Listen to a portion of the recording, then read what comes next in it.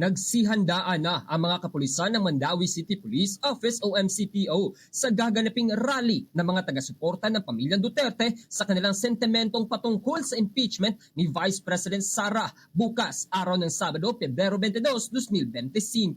Ang sinasabing malawakang rally ng grupo ay tinatawag nilang Cebu People's Indignation Rally na gaganapin sa Mandawi City, Cebu. Ayon kang Police Lieutenant Colonel Mercy Villaro, ang tagapagsalita ng Mandawi City Police Office kung saan nilinaw nito na ang mga organizers ng event ay walang nai-secure na permit o clearance man lang para sa kanilang gagawing rally, ngunit pinaghahandaan pa rin nila nito upang masiguro ang kaligtasan ng publiko. Dahil dito, hindi masisiguro ng kapulisan kung iilan ang sasali sa nasabing rally, kaya hindi rin nito masasabi kung ilang mga police personnels ang kanilang ide-deploy, lalo na at wala pa itong augmentation protocol na naihanda dahil nga sa kakulangan ng permiso ng grupo. Sa kabilang banda, inanunsyo ng pamunuan ng grupo na dadalo ang dating Pangulong Rodrigo Duterte na tsansa pa nila na makakainganyo pa ito sa publiko na sabayan sila sa kanilang rally sa pagsuporta sa impeachment ni Vice President Sara.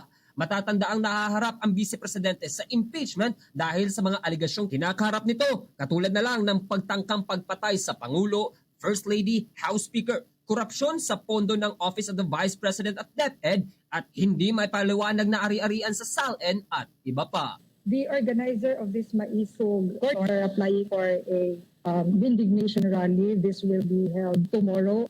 Paradise, Pasilo sa Paradise in Mandawi City.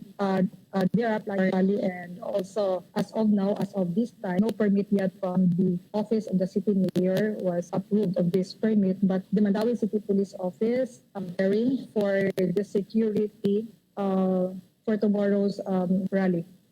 Ating napakinggan si Police Lieutenant Colonel Mercy Villaro, ang tagapagsilita ng Mandawi City Police Office. Mula rito sa lungsod at lalawigan ng Cebu, ako si Bombo Kenapor. Para sa number 1 and most trusted radio network in the country, Bombo Radio Philippines. Basta Radio.